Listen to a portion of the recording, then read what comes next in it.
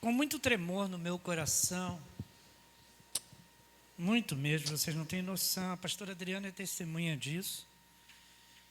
Ela costuma levar ao escritório sempre um cafezinho para mim e uma água com gás. E ela percebeu o quanto eu estava vidrado nesta mensagem escrevendo. E eu falei para ela, olha, Adriana, você não tem noção de como Deus está falando comigo. E ela entendeu aquele momento, se retirou, e eu terminei de escrever aquilo que o Espírito Santo estava colocando no meu coração. Nosso tema hoje é o abandono de Deus. Eu não sei como eu tenho coragem de pregar isso, porque a gente costuma ouvir falar sobre pessoas que abandonam a Deus. Não é normal, não é costume, e precisa ter muita didática bíblica para dizer que Deus é capaz de abandonar alguém. Porque não é a linguagem que se usa normalmente dentro da igreja.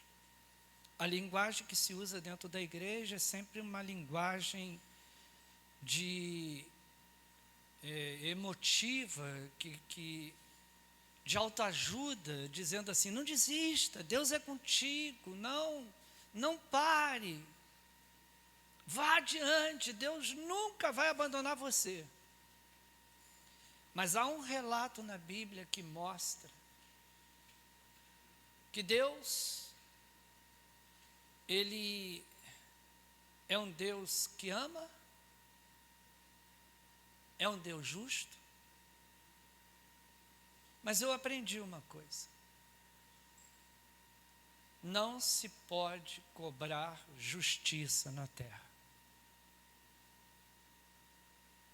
Não pode. Não espere que aqui na terra justiça será feita.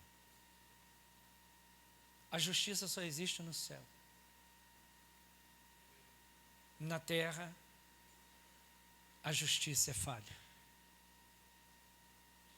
Então, compreenda hoje que Deus não é humano de uma vez por todas. Se você ainda não conseguiu compreender isso, Ele não é humano. E Deus não é Deus por causa de mim e de você. Deus não é Deus com a minha...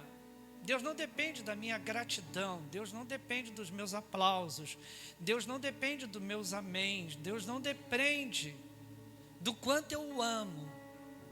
Ele é Deus, queira o mundo ou não, Ele é Deus.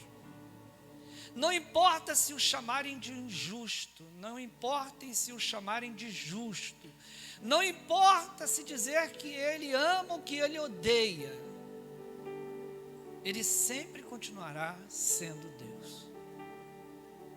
Independente da minha bronca com Ele, da minha revolta por Ele não ter dado o que eu quero, independente se Ele está satisfazendo ou não os desejos do meu coração, Ele continuará sendo Deus. Independente dele me dar o que eu quero, Ele continuará sendo o meu Deus. Ele é Deus, queira eu ou não, queira o Biden ou não, queirem os russos ou não, queira o Lula ou não, Ele é Deus. Governos, políticos, pessoas bilionárias não fazem dele Deus. Ele é Deus. Porque não há outro como Ele. Não há outro que faça o que Ele fez, o que Ele faz e o que Ele fará. Ele é o mesmo ontem, Ele é o mesmo hoje, Ele será o mesmo eternamente. Um dia todo joelho se dobrará diante dEle e reconhecerá que Ele é o Senhor, o dono de todas as coisas, principalmente o dono da nossa alma, que é a única coisa eterna que eu e você temos. Ele é Deus. Com muito tremor, eu escrevi essa mensagem, porque o chamado de Saul é um dos mais lindos da história. Eu já falei isso aqui para vocês. O menor da sua família, o desprezado, aquele que ninguém depositava crédito. Foi esse homem que um dia Deus levantou e disse: profeta Samuel, unja este homem, porque ele é um escolhido meu. E assim o profeta Samuel cumpriu a determinação de Deus e ungiu a Saul, o primeiro rei que Israel teve. Primeiro rei que Israel teve.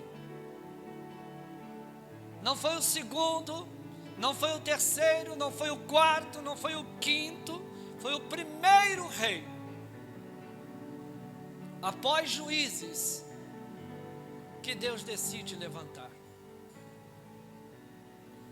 Vamos aprender hoje uma coisa que muitas pessoas desconsideram, não levam a sério, brincam com isso.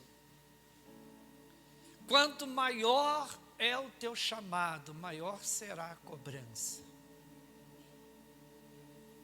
Quanto maior é o propósito para qual Deus salvou você da lama do pecado do mundo, porque deixa eu dizer uma coisa para você: não há nada debaixo do céu ou acima do céu que Deus criou sem ter um propósito.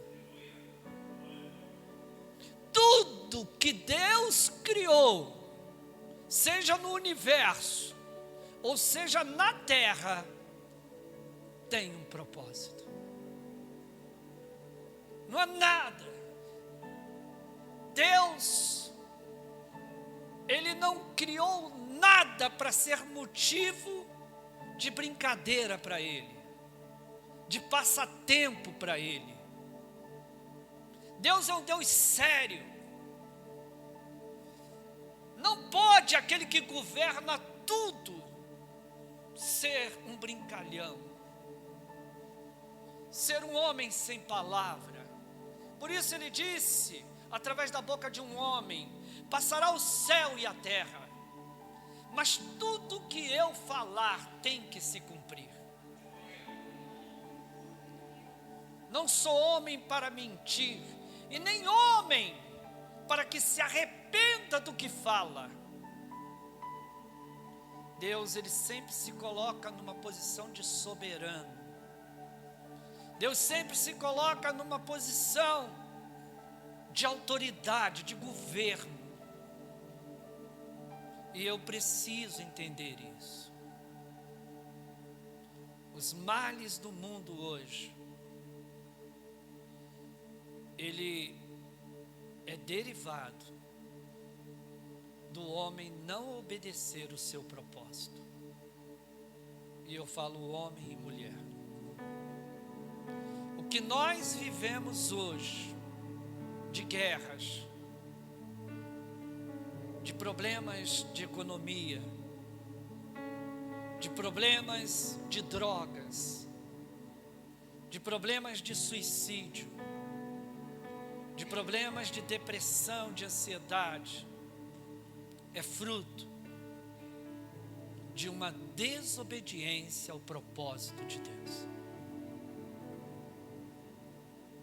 Deus não vai abrir mão de nada que Ele pensou na eternidade, sobre a terra, sobre à humanidade. Ele vai permanecer fiel, goste eu e você, ou não. Ele vai permanecer fiel ao seu propósito inicial. E ele romperá céus e terras para cumprir a sua palavra. Sua palavra diz: eu zelo, eu velo para que se cumpra a minha palavra. Um homem de palavra é um homem de caráter. Deus é um Deus de caráter. Por isso, ao mesmo tempo que existe uma alegria no nosso coração de um chamado, reconhecemos também a responsabilidade que recai sobre os nossos ombros por causa desse chamado. Deus quer que você morra vazio, completamente vazio, porque tudo que Ele colocou dentro de você, Ele espera que você gaste. Ele espera que você gaste. Não adianta você fugir dele, não adianta você dizer não para Ele. Você só está caindo em um problema que é universal. Quanto mais você adia a decisão de cumprir o propósito de Deus, o tempo é o seu inimigo. Porque o tempo é morte. Então entenda nesta noite que você e eu não temos muito tempo. Não sabemos nada a respeito do nosso futuro em matéria de vida. Só sabemos que estamos aqui agora. Por isso, não há como adiar aquilo que Deus disse. Vá e faça. Eis que eu estou contigo. Não te deixarei sozinho.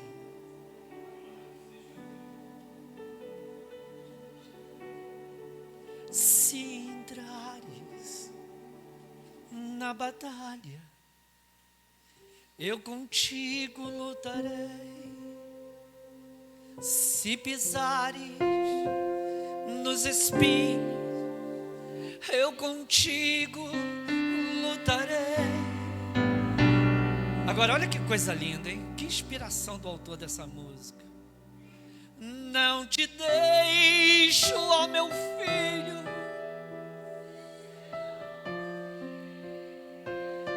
não é quer que eu vá, é quer que eu andar.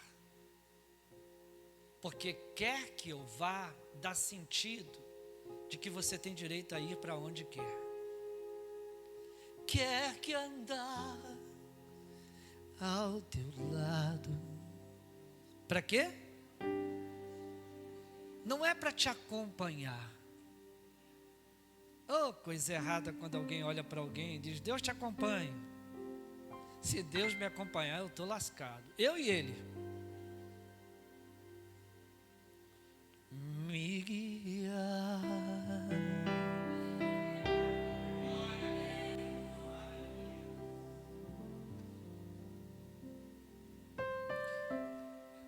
A coisa que mais me irrita hoje é,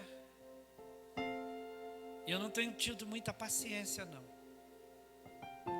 essas pessoas que ficam sempre dizendo a mesma coisa. Eu preciso me preparar melhor, eu preciso aprender mais, eu não tenho tempo. Ora, usar para você.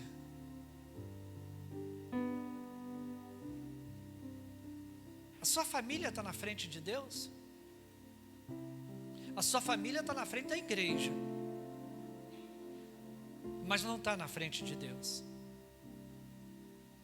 Seus relacionamentos estão na frente de Deus? Seus relacionamentos são tão importantes quanto a igreja para você. Mas nada está na frente de Deus. Como é que é negócios em inglês? É business. Acertei? Isso. Seus negócios não estão na frente de Deus. Seu futuro não está na frente de Deus. Porque tudo que eu falei agora, para estar bem, Deus tem que estar na frente. Se Deus não estiver na frente, família não vai estar bem, relacionamento não vai estar bem, business,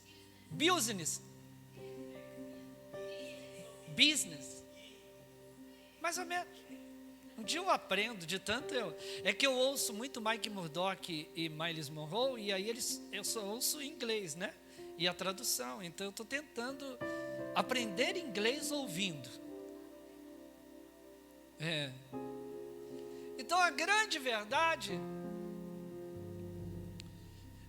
é que nada pode ser mais importante para mim do que Jesus no centro de todas as coisas que eu quero, que eu pretendo, que eu tenho, que eu possuo e que eu quero ter.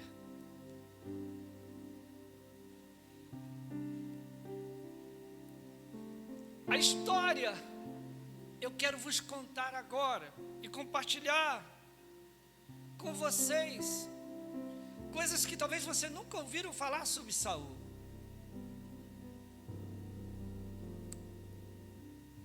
Esse menino pobre, que Deus viu nele um potencial para ser rei, ele mudou Israel.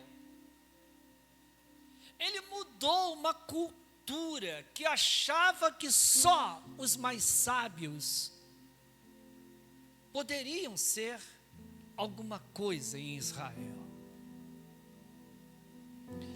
Quando o profeta unge rei, Israel se pasma e tem dificuldade de acreditar. Sabe quando Deus chama você e você bate no peito e diz, eu? Foi assim com Saul. Eu? Tem certeza? É você. Deus vai usar você para mudar a história de Israel. E naquela época, Deus falava com gente como Saul através de um profeta.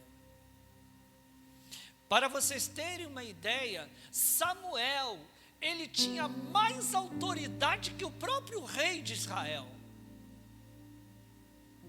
Tudo que Samuel falava, Israel, ele tirava o homem Samuel e dizia assim, é Deus, não é ele, é Deus. Sabe quando você confunde se é o homem ou se é Deus? Israel não tinha essa confusão.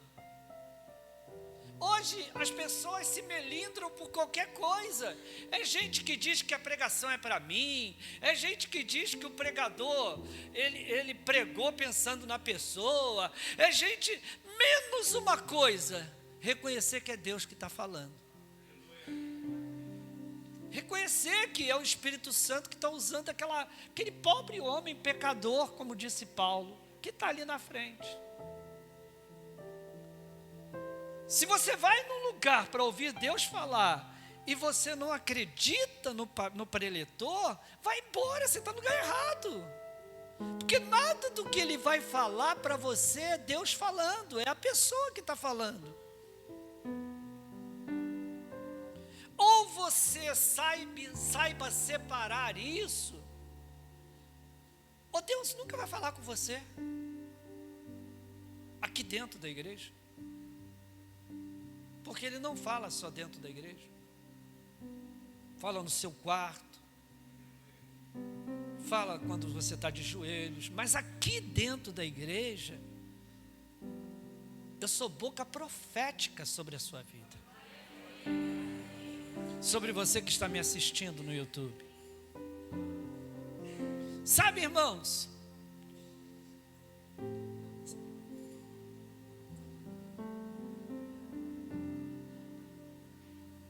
quando Saul,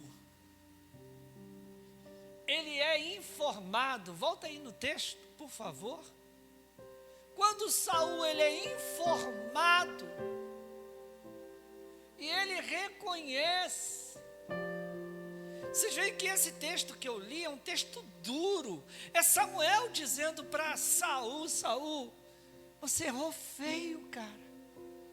Você rejeitou a palavra do Senhor. Esse rejeitar a palavra do Senhor você rejeitou o chamado do Senhor. Ele te chamou para um propósito e você desviou o propósito. Você achou que poderia fazer do jeito que você queria e não pode, Saul. E olha as consequências. Por causa disso, Saul, o Senhor decidiu te rejeitar.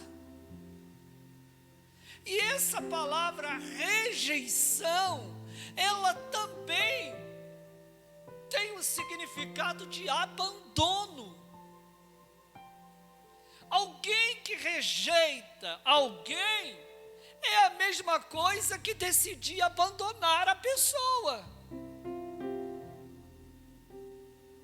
E convenhamos, às vezes é melhor a gente levar uma surra de quem a gente ama do que ser abandonado por quem nos ama.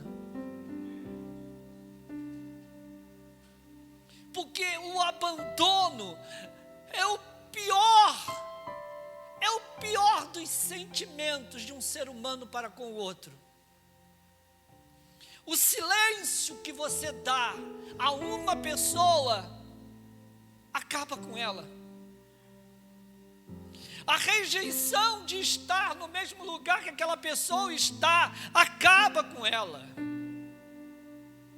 Não ir aos convites daquela pessoa, você acaba com ela.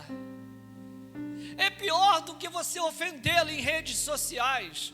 É melhor do que você jogar piadinhas. Sabe, as piadinhas de rede social só trazem briga, só trazem amargura. Mas o abandono causa feridas. Eu falava com alguém e dizia assim: gente, hoje você chama as pessoas para virem aceitar a Jesus. Vem uma pessoa, vem duas. Mas dependendo da pregação, se você fizer um apelo assim: irmãos, tem alguém aqui que está ferido, magoado, com depressão, com ansiedade, passando por problemas, esse altar enche de crente. Enche de crente, sabe por quê? Porque a igreja está doente. A igreja de Jesus está doente. Por quê? Porque há confusão, Belial no nosso meio. E quando eu falo no nosso meio, eu não estou me referindo só à catedral, eu me refiro às igrejas no mundo estão com problemas. Irmãos que não falam com irmãos, irmãos que têm inveja, irmãos que por trás caluniam, difamam, Irmãos que por trás, pela frente diz que ama, por trás odeia. Irmãos que não são sinceros. Irmãos que estão procurando fazer grupinhos contra pastor, contra igreja, contra isso, contra aquilo outro. E eu me pergunto, onde Deus está nisso? Por isso a igreja está doente. A doença dessa igreja, a doença física que às vezes vem sobre você, a doença emocional que às vezes vem sobre você, é fruto de uma desobediência, é fruto de uma falta de respeito, é fruto de uma falta de obediência à palavra de Deus. E tudo isso, meu irmão, é porque Deus não planejou nada disso para você. O que Deus planejou para você é muito diferente do que está envolvido numa fofoca. O que Deus preparou para você é muito diferente do que você está envolvido numa confusão. Deus levantou você, te tirou do inferno, te tirou da morte, te tirou do sofrimento, te trouxe para a sua maravilhosa luz. E disse para mim e para você: vá e deis frutos, e que o vosso fruto permaneça.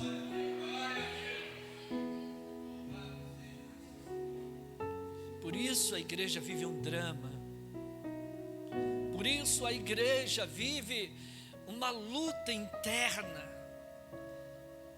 que era para ser contra o diabo, mas não é. O Senhor falou isso um dia: olha, vocês estão brigando um contra os outros, e a luta não é contra a carne, nem contra sangue. Vê se vocês aprendem isso. A luta é contra Satanás. Vocês estão brigando com o inimigo errado. Enquanto vocês estão aí brigando com seus irmãos em Cristo, o diabo está vencendo a guerra.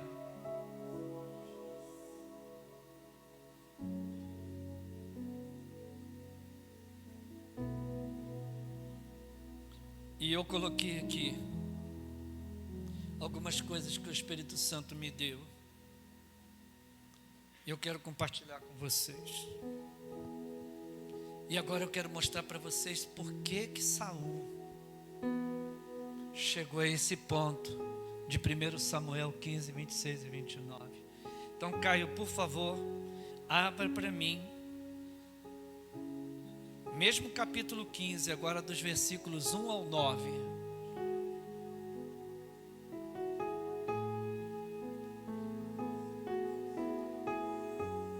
Samuel disse a Saul: eu sou aquele a quem o Senhor enviou para ungí-lo como rei de Israel, o povo dele. Por isso escute agora a mensagem do Senhor. Quando Deus te chamou, Ele te deu uma palavra, Ele te deu uma mensagem. Assim diz o Senhor dos Exércitos: castigarei os amalequitas. Olha, Saul, eu estou te chamando para isso aqui. Não é para você lutar contra Israel, é para você lutar contra seus inimigos, aqueles que querem te matar, aqueles que querem te destruir e destruir o meu povo. Pelo que fizeram a Israel, atacando-o quando saía do Egito. Agora vão, ataque os amalequitas e consagre ao Senhor para a destruição. Diga aquilo ali comigo assim: destruição de tudo que lhes pertence. Deus está mandando Saul ir para a guerra, e quando ele vencer a guerra, Deus está dizendo assim para ele: destrua tudo que tiver lá. Essa era a ordem de Deus. Não os poupe, mate homens, mulheres, crianças, recém-nascidos, bois, ovelhas, camelos, jumentos. Então convocou Saul os homens e os reuniu em Telaim, 200.000 soldados de infantaria, 10.000 homens de Judá. Saul foi à cidade de Amaleque, armou uma emboscada no vale. Depois disse os queneus: retiram-se, saiam do meio dos amalequitas, para que eu não os destrua com eles, pois vocês foram bondosos com os israelitas quando eles estavam vindo do Egito. Por que Saul fez isso? Porque a ordem era matar a amalequita, a ordem não era matar os queneus. Então até aqui ele está certo. Então os queneus saíram do meio dos amalequitas. Olha para cá. Cuidado que Deus... Eita, é muito duro o que eu vou falar. Cuidado que você pode não ser um amalequita, pode ser um queneu. Mas o problema do queneu é que ele estava junto do amalequita. Então se desvie de amalequitas. Porque, meu irmão, diz um ditado popular que quem com os porcos se misturam. Você está entendendo? Sai, tira o povo daí, senão vai morrer. Senão vamos matar todo mundo, até as crianças. É a ordem de Deus. Ou vocês se separam, ou vocês entram na mesma sentença. E Saul atacou os amalequitas por todo o caminho, desde Ávila até Sura, leste do Egito. Capturou vivo Agag. Quem era Agag? Era o rei dos amalequitas.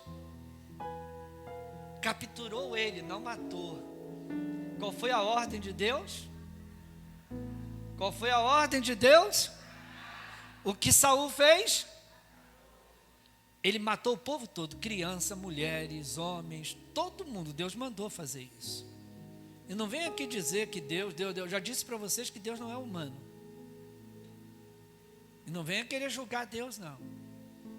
Deus sabia o que estava fazendo. Você está entendendo? Agora, ele obedece? Não. Não obedece por completo. Diga para o teu irmão assim: você não tem escolha, irmão. Ou você obedece por completo, ou então isso não é obediência. Deus mandou matar todo mundo, isso incluiu o rei. Mas o rei era bonitinho. A Bíblia diz que o cara era charmoso, inteligente. E Saul olha para o cara e diz assim: pô, não mata esse cara não, prefiro matar uma criança do que matar esse cara. Ele mata as crianças, mas não mata o cara. E esse é o nosso problema. É que muitas das vezes na obediência, por causa de uma beleza aparente, a gente mantém vivo o que Deus mandou matar. Deus está dizendo assim: eu quero que mate. Eu não quero que você pegue e leve para dentro da sua casa. Quero que você mate. Porque ele levou esse rei para dentro do palácio. Terminei, Caio, no 9? Já li o 9? Mas Saul e o exército pouparam Agag, o melhor das ovelhas do bando. Olha aqui, Deus mandou matar o quê? Homens, mulheres, crianças e... mas olha aqui o olho grande. Na hora que ele olhou e viu boi, viu ovelhas, viu esse negócio todo, que desperdício. Eu vou levar isso aqui para o povo. Essa ordem de Deus era qual? Mate.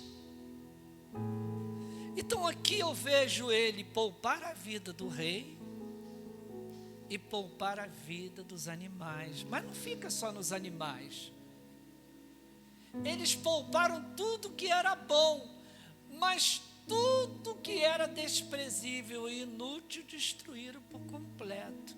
Quer dizer, na cabecinha do Saul, o rei não era desprezível e não era inútil. Na cabecinha do Saul, os bois, prata, ouro, que depois nós vamos ler na frente, nada disso era desprezível. Sabe quando você olha e diz assim: Deus mandou eu fazer isso, mas será que Deus não está errado? Para que eu vou sacrificar? Para que eu vou tirar aquilo ali de perto de mim? Será que Deus vai entender? Sabe, o teu problema é querer fazer Deus entender. Sabe? Mas Deus entende, sabe? Deus vai, eu preciso de mais um tempinho, Deus. Daqui a pouco eu faço isso, Deus. Daqui a pouco eu tomo essa decisão. E Deus está dizendo assim: é agora. É agora. E você está dizendo para Deus, daqui a pouco. E Deus está dizendo, é agora. Você foi chamado para isso. Você foi chamado para isso. E Deus está dizendo para você, é agora. E você está dizendo, me dá um tempinho. Me dá um tempinho. Olha para teu irmão e diga para ele assim, meu irmão. Diga para ele, meu irmão. Obedeça mesmo que você não goste. Porque é melhor obedecer do que sacrificar. A gente vai ver isso aqui. Diga de novo, diga para 3 pessoas, obedeça mesmo que você não goste. Para 3 pessoas eu falei, obedeça. Veja bem, eu pedi 3 pessoas, você falou com uma, é porque você não gostou ser 3, mas a ordem são 3. Então vamos lá, vou falar de novo, 3 pessoas, obedeça, mesmo que você não goste. Ah, pastor, falar com 3 pessoas, para quê? Isso é bobeira. Obedeça, mesmo que você não goste. Obedeça. Ah, mas não é desse jeito, pastor. Para que eu vou ficar em pé e vou falar com... Então, por favor, quem está em desobediência à minha palavra, fica de pé e vai falar com as 3 pessoas. Você só falou com uma. Você só falou com 2. Eu quero ver se tu tem coragem para isso. Vamos lá, vamos lá. Ou então fique em desobediência.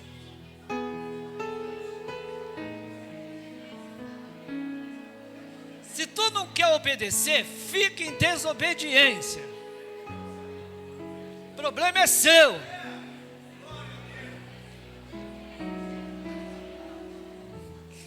O problema é seu. Isso aqui não é quartel que eu tenho que dar uma ordem e você cumprir. Isso aqui é obra de Deus. E a obra de Deus nos dá o direito de obedecer ou não. Aqui não tem chefe, aqui não tem superior e subordinado, aqui não tem quem manda e obedece quem pode, quem tem juízo.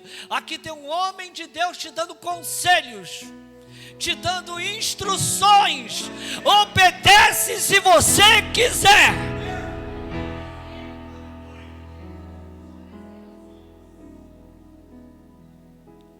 Número 2, versículos 10 e 11, Caio.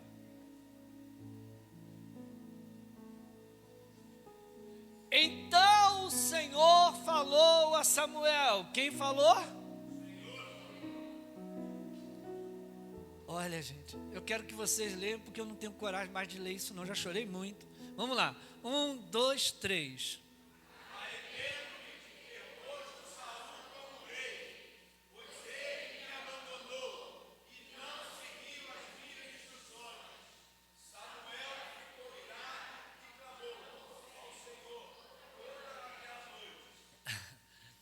Samuel gostava tanto de Saul, tanto. Era o primeiro rei de Israel, era a primeira unção que ele havia feito, que Samuel ficou irritado, ficou chateado. E como ele via que Deus não mudava, ele falou assim, tem uma coisa que Deus vai mudar. O quê? Isso aqui.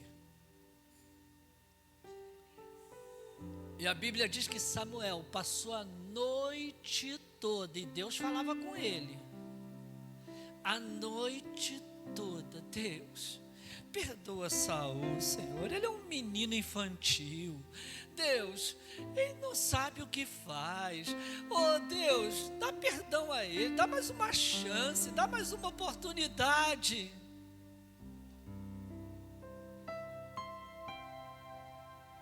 Céu calado. Deus não falou nada. Sabe quando você clama, e parece que o céu está fechado? Sabe quando você chora, mas não tem jeito, morre? Sabe quando você se humilha, se arrebenta por alguém, fala, Deus tem misericórdia, Deus tem misericórdia. Sabe por quê? Deixa eu dizer uma coisa para você. Para você entender o que eu estou falando, você precisa entender isso aqui, ó. Eu me arrependo do dia que eu coloquei esse homem como meu rei em Israel. Esse se arrepender significa dizer que Deus errou, que Deus dá a mão à palmatória e diz assim: não era ele, porque quem eu chamo me obedece. E esse cara decidiu não me obedecer. E por causa disso, eu decido me afastar dele.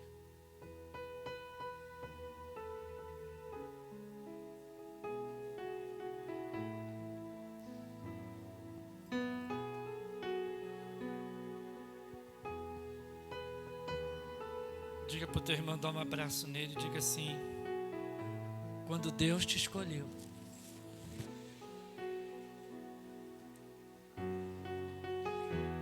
diga assim para ele, não foi por merecimento.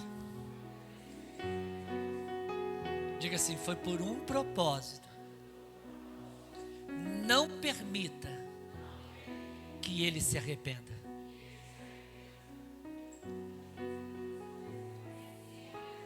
Você lembra do óleo que foi derramado sobre a sua cabeça? Você lembra das suas lágrimas? Você lembra do dia que você se ajoelhou e disse: entra Jesus no meu coração e mora aí para sempre?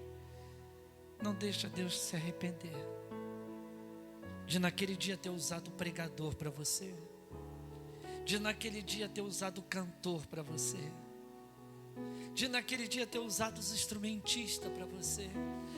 Não deixe que Deus diga: eu me arrependo.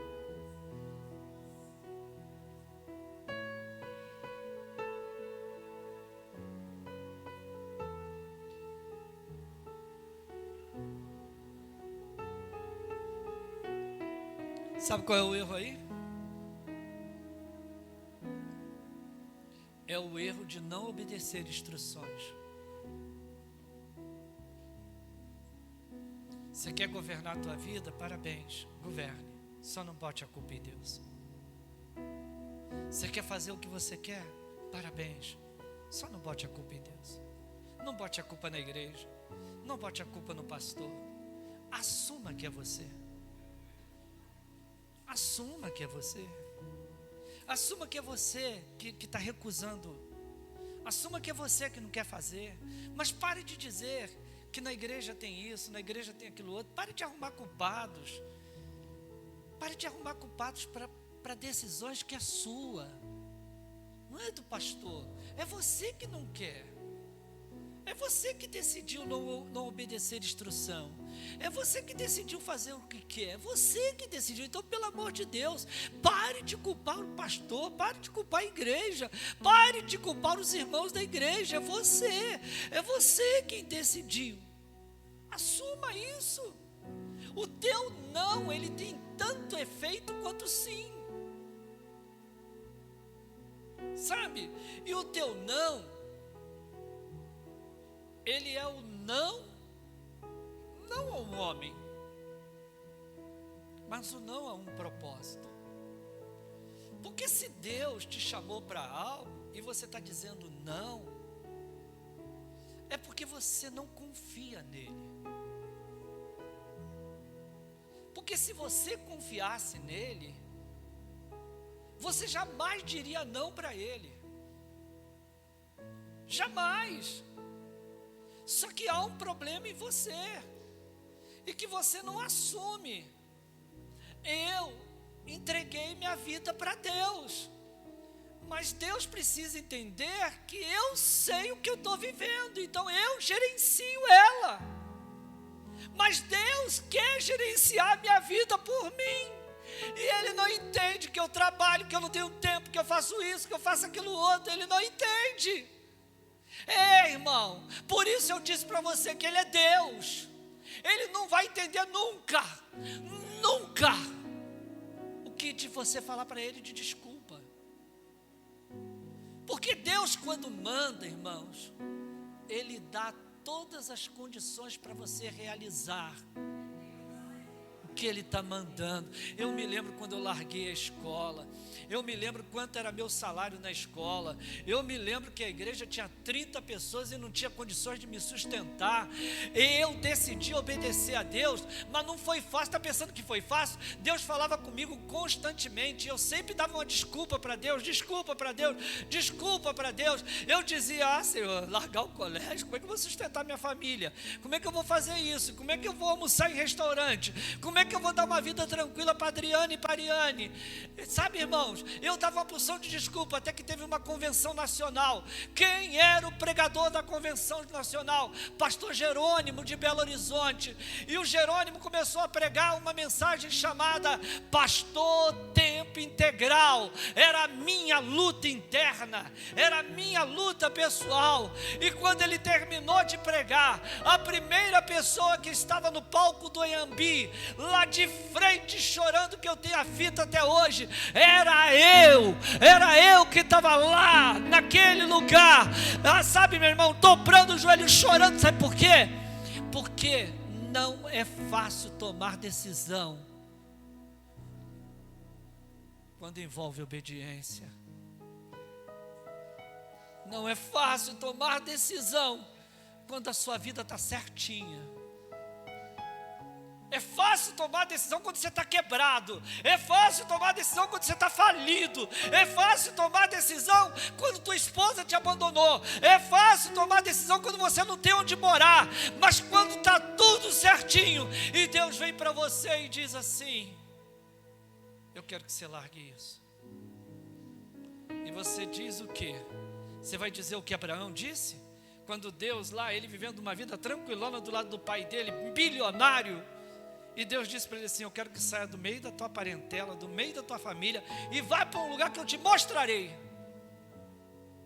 Aí não é fácil, irmãos. Dói tanto que eu chorei. Eu chorei como nunca chorei na minha vida. Eu me lembro que quando eu cheguei de São Paulo, que eu fiz uma reunião com a minha mãe e com a minha irmã para devolver a chave do colégio, a minha mãe pegou um cabo de vassoura que tinha no corredor e começou a me dar pancada de cabo de vassoura na cabeça, dizendo que a igreja, e olha que minha mãe foi que me ganhou para Jesus, dizendo que a igreja tinha contaminado a minha mente, que eu estava maluco, como eu iria sustentar minha família, que eles não iam me dar R$1 de dinheiro do colégio, que eu não ia ter mais acesso a nada, que eu não ia ter mais nada, porque a minha mãe não entendeu o que Deus falou comigo, e eu precisava romper aquilo que minha mãe estava falando. Eu não reagi, eu saí do colégio, peguei minhas coisas, entreguei a chave para minha irmã e fui embora. Daquele dia em diante eu não vi mais R$1 do colégio. E eu entrei dentro da igreja e chorei muito. Tinha um barraquinho com 30 pessoas dentro. Até hoje, nunca me faltou nada. Você pode aplaudir ao Senhor por isso? Dá mais glória a Deus com as suas palmas. Dá mais glória a Deus. Bate no peito e diga: fala, papai, comigo. Bate no peito e diga assim: oh, Deus, me confronta hoje.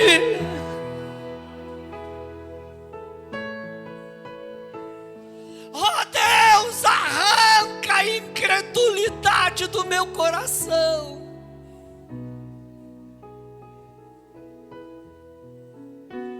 Bendito serei na terra, bendito serei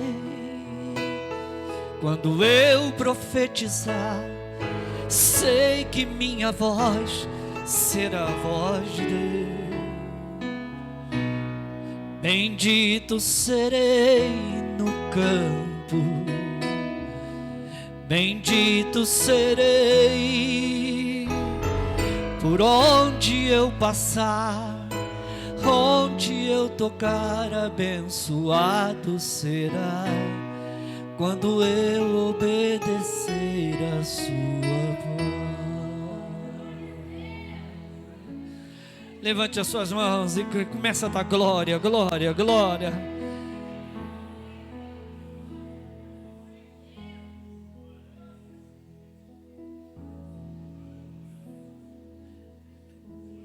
Primeiro Samuel 15, versículos 12 ao 15. De madrugada Samuel foi ao encontro de Saul, mas lhe disseram: Saul foi para o Carmelo, onde ergueu um monumento em sua própria honra. Olha o que esse cara fez. Assim que ele mata os medianitas, os gibeonitas, assim que ele livra o rei, assim que ele pega os animais, o que ele faz? Ele vai para o Carmelo fazer um churrasco. Ele não foi sacrificar nada, porque Deus não ia receber aquele sacrifício. Então ele sobe para o Monte Carmelo, e ele, sabedor que Deus não receberia o que ele estava fazendo, ele ergue um monumento em sua própria honra. E depois foi para Gilgal. O que isso aqui significa? Significa dizer que pessoas, quando percebem que Deus não está recebendo nada do que ela está transmitindo, ela começa a falar de si mesma. Ela começa a pregar sobre si mesmo, porque Deus não está no conteúdo daquela mensagem, e ela precisa mostrar para os outros que se Deus não é o Deus que ela confia, que as pessoas precisam confiar nela ou nele. Para não deixar Israel perceber a besteira que ele fez, ele se autopromove. E aí, meu irmão, a situação dele piora. Se já havia desobediência, agora há uma autopromoção sem Deus. Agora há uma situação sem Deus, uma situação de vanglória. Sabe, vamos lá. Quando Samuel o encontrou, Saul disse, é como se ele estivesse dizendo assim: Pai seja convosco, homem de Deus. Porque aquela era a exclamação do judeu: o Senhor te abençoe. Eu segui as instruções. Que é mentira, irmãos. Mentira. O cara, quando perde a unção, ele deixa de falar a verdade e começa a falar mentiras. A pessoa, quando perde o chamado, ela sustenta mentiras para mostrar que ainda tem um chamado.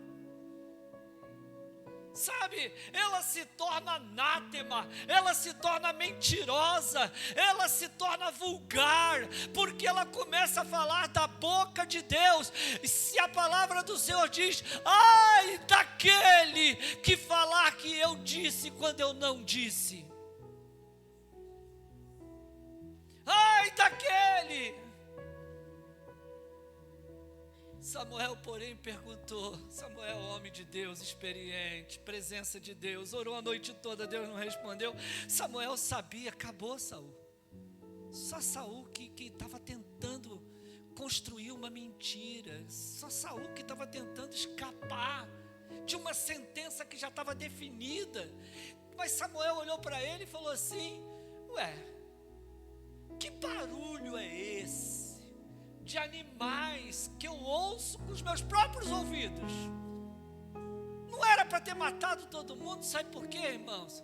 A mentira sempre é descoberta, porque Deus não deixa nada oculto. Chega uma hora que Deus descortina, revela, mostra. Você está entendendo? Chega uma hora que Deus mostra: que mugido de bois é esse que estou ouvindo? Vai lá, Caio. É até o 15. Respondeu Saul: ué, olha só.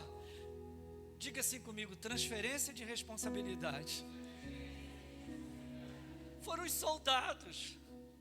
tenho nada a ver com isso. Como você não tem nada a ver com isso se o chamado é teu? Como? Você está botando o quê? Desculpa no filho? Meus filhos não me permitem me dedicar à igreja. Meu marido não me permite dedicar à obra de Deus. Meu trabalho não me... Não, o chamado é teu. Não transfira. Sabe, quando você diz que não faz a obra de Deus por causa dos teus filhos, você está amaldiçoando seus filhos. Porque você está dizendo para Deus que o motivo de você não fazer a obra de Deus é o seu filho. Você está dizendo para Deus assim: quem me atrapalha, Senhor, é essa aí que o Senhor me deu. Quem me atrapalha, Senhor, é esse aí que o Senhor me deu. Quando você não faz a obra de Deus por causa do marido, você está dizendo para Deus assim: não era para mim ter me casado com ele. Não sei por que o Senhor permitiu, porque eu não faço a obra de Deus por causa dele. Mas o chamado não é dele. O chamado é teu. Só que você tenta botar desculpa nos outros. Foram os soldados, Senhor. Foram eles que pouparam. Não, foi ele que deu a ordem para poupar. Vocês leram isso comigo. A ordem veio dele. Soldado só cumpriu a ordem. A ordem veio dele. A ordem não veio do soldado. O soldado não fez o que quis. A ordem veio dele. Sabe? Mas olha, diga lá para Deus que o restante nós matamos tudo. Safado. Safado. Agora eu pergunto para você: se Deus ouve a oração de Samuel, seria honesto? Se esse cara não merecia perdão? Você tem que saber em que tipo de guerra espiritual você está entrando. Porque possa ser que por quem você esteja guerreando, não vale a pena. E está te colocando numa furada.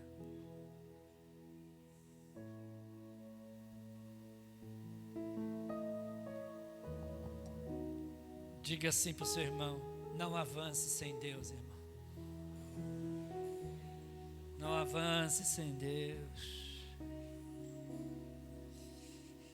Capítulo 15, versículos 22 e 23. Você está comigo? Diga glória a Deus.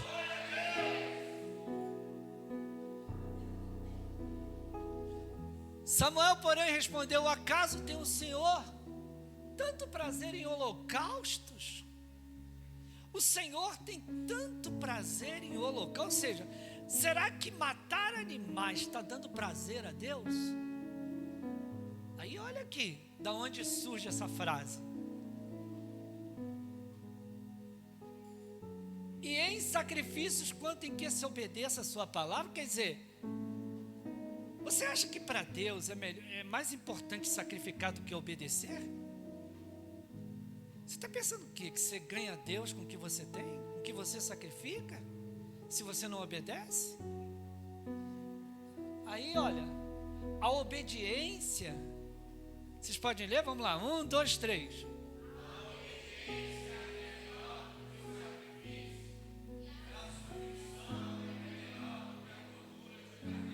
Diga assim para mim: obediência é tudo. Diga assim: Deus só respeita duas coisas: fé e obediência.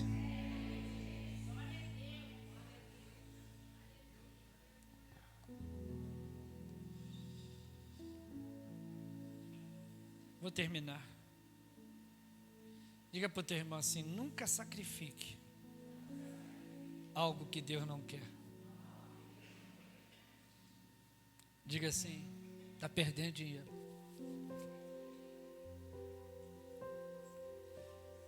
Sacrifique o que o Espírito Santo coloca no teu coração.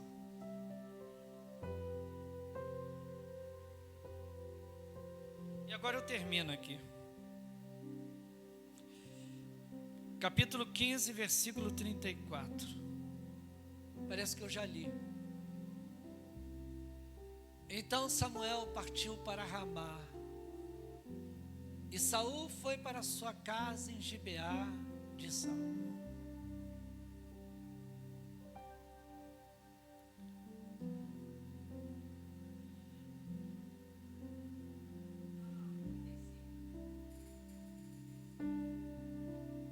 Pode ler, 1, 2, 3.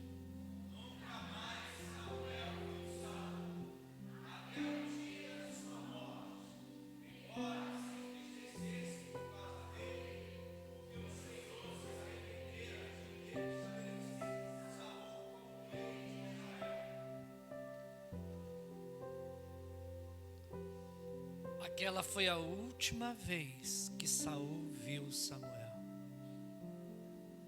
E olha que se você continuar no texto, você vai reparar que Saul procurou Samuel várias vezes. Mas Samuel não aceitou mais nenhum convite dele. E Deus, passados 5 meses, chama Samuel e diz para ele assim: acabou, vai à casa de Jessé, o sunamita. Lá tem alguém que eu quero que você unja como novo rei de Israel. Com muita tremor no meu coração, eu vou pedir para você dizer para o teu irmão assim: não permita que Deus te abandone.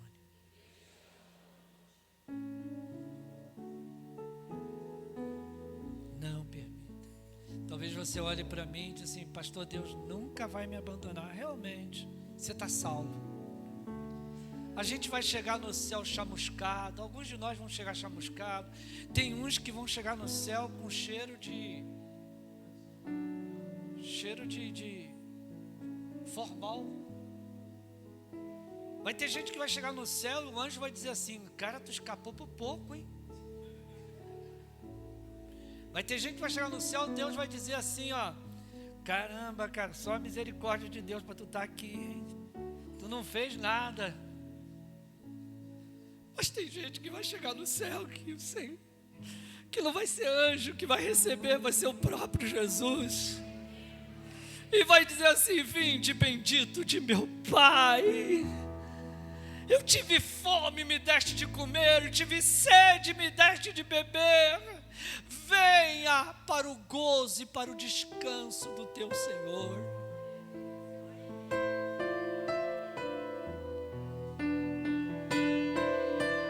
Feche os seus olhos. Por 2 minutos, faz a tua oração.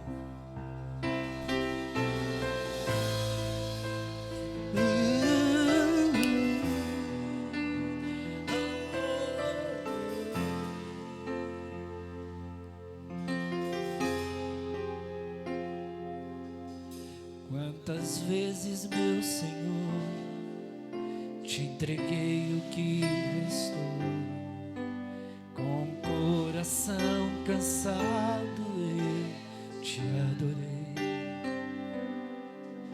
Com a vida apertada, minhas coisas programadas, com minhas prioridades me afastei. Numa correria dessa pode até acontecer. Na família que a gente ama, esquecer.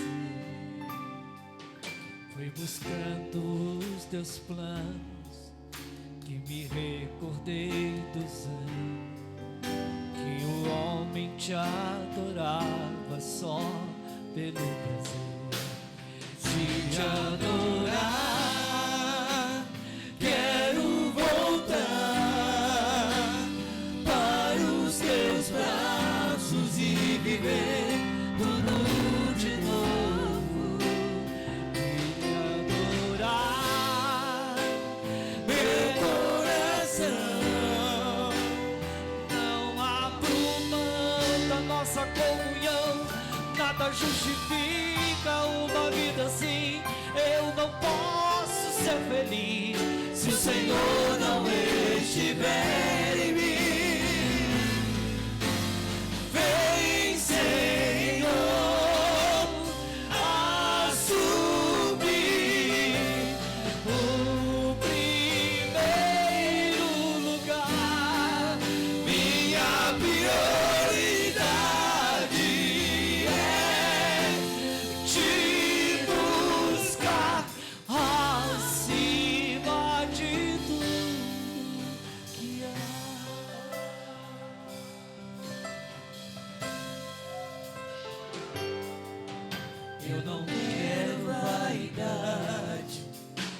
chegar o fim da idade, ter aproveitado o mundo e te provei. Quero perfumar o céu na fragrância do louvor. Quero revelar em minhas palavras o teu sabor. construir na minha casa uma sala pra nós dois. Coisas que eu necessito ficam pra depois. Eu só quero te adorar, eu só quero te adorar. Não vou mais te entregar o tempo que sobrar. Aqui estou, quero voltar para os teus braços e viver tudo de novo. Priorizar Teu coração, não abro mão da nossa comunhão. Nada justifica uma vida assim. Eu não posso ser feliz se o Senhor não estiver em mim. Eu sei.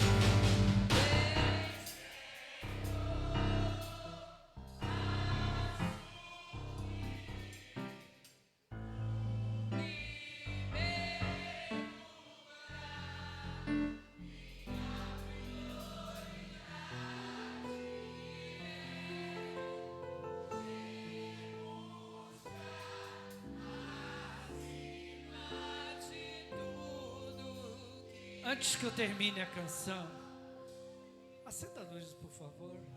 Eu quero orar por algumas pessoas. Talvez eu passe 5